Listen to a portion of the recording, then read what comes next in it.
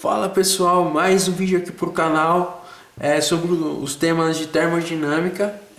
Nesse vídeo a gente vai estar abordando alguns itens como tempo de relaxação, equilíbrio termodinâmico, que é o equilíbrio térmico, equilíbrio mecânico e equilíbrio químico, e processos, e vamos falar também um pouco sobre processo reversível e processo irreversível, ok?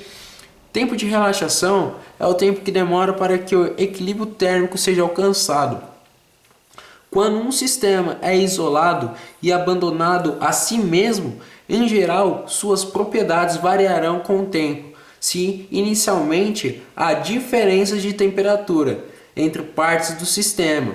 Após um tempo suficientemente, logo a temperatura se tornará a mesma em todos os seus pontos e o sistema estará em equilíbrio, ou seja, em equilíbrio térmico.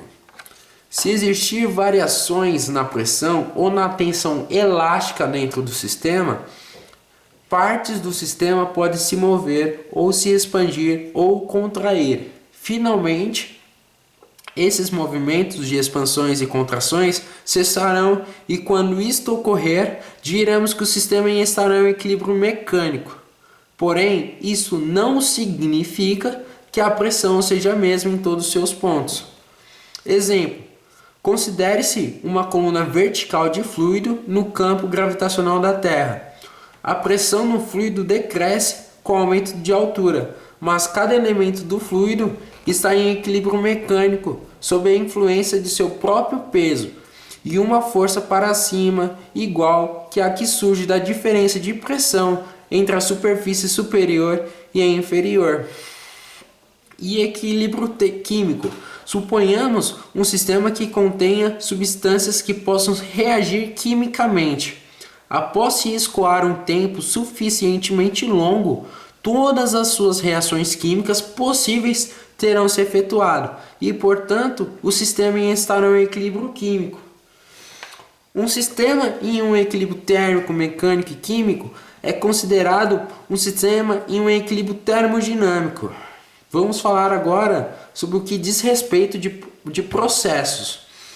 Quando qualquer propriedade de um sistema varia, o estado do sistema varia e disse que o sistema está sofrendo um processo. Se o processo é efetuado de tal modo que em qualquer instante a diferença de um estado de equilíbrio seja infinitesimal, o processo é chamado de quase estático. Assim, um processo quase estático se aproxima muito de uma sucessão de estados de equilíbrio. Se existir diferenças finitas do equilíbrio, o processo é chamado de não quase estático. Vamos falar agora de um exemplo. Considere um gás em um cilindro, certo? Provido de um êmbolo móvel. Sejam as paredes do cilindro e do êmbolo fronteiras adiabáticas e negligenciamos qualquer efeito do campo gravitacional terrestre. Com o êmbolo em repouso, o gás chega finalmente a um estado de equilíbrio, em que sua temperatura, pressão e densidade são as mesmas em todos os pontos. Se o êmbolo é rapidamente empurrado para baixo, a pressão, temperatura e a densidade imediatamente abaixo do êmbolo aumentarão de seus valores de equilíbrio por diferenças finitas. Isso se trata de sendo essas diferenças finitas, se trata de um processo não quase estático.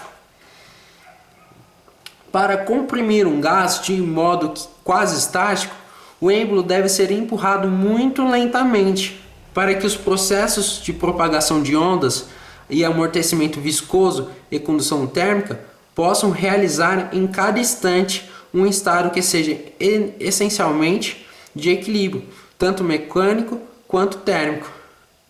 Suponhamos que desejamos aumentar a temperatura de um sistema desde um valor T1 até um valor T2.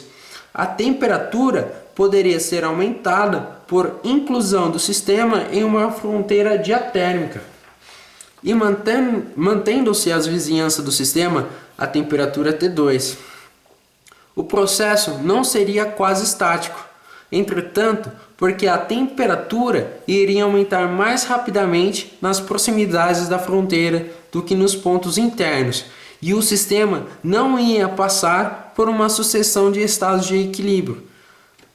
Para aumentar a temperatura quase estaticamente, como faremos? Devemos começar, ok?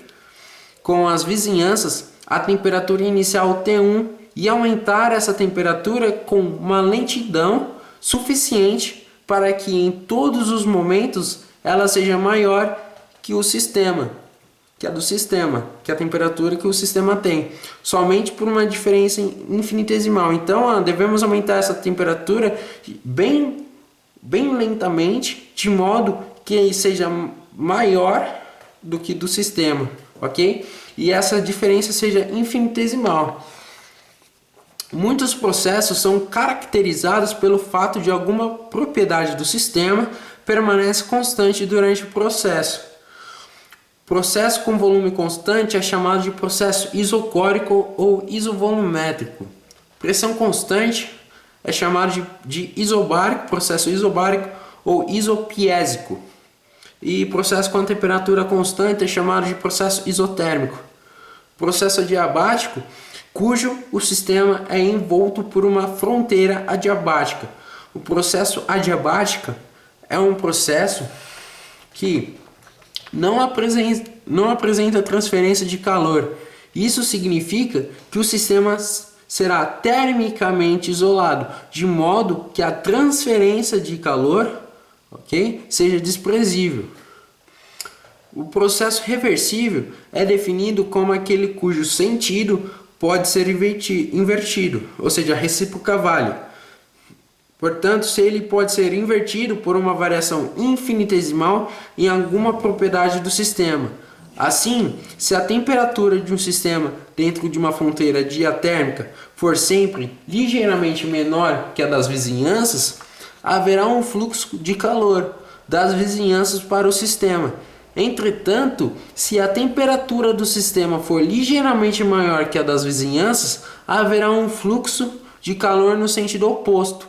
Este se trata de um processo reversível. Agora falaremos um pouco sobre o processo irreversível.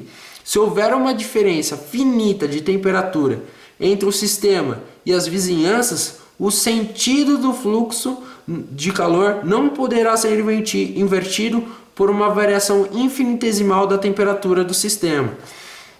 Ok?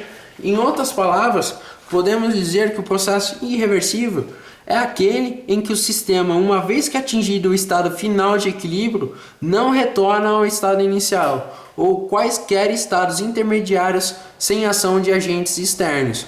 E o processo reversível é aquele cujo processo que ocorre nos dois sentidos, podendo voltar ao seu estado inicial. Ok? Galera, muito obrigado por terem visto o vídeo.